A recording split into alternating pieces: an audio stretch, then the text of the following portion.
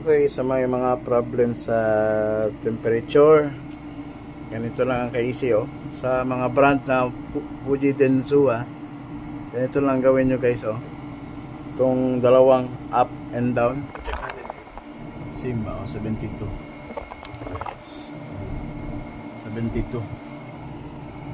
Fahrenheit. Dapat nito is Celsius, letter C. Pinakamaba na reading nito is 61. Siguro nasa 61. Yan, hanggang dyan na lang.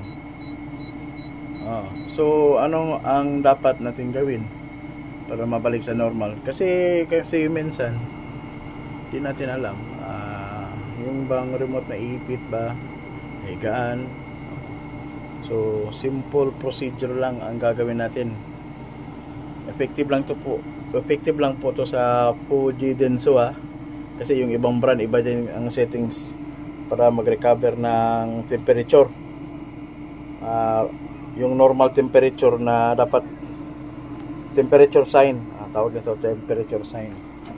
So ang gagawin natin yan, long press ng dalawang up and down na arrow, tapos itong mode sabay yan tatlo, long press yan hanggang sa mag-normalize. Yan, 16 Celsius. So 16 Celsius dito sa dito sa reading dito sa physical, 16 Celsius. So gumana. Ganun lang ang gagawin natin mga blaze fire Kami tayo ng ikom. So yun lang.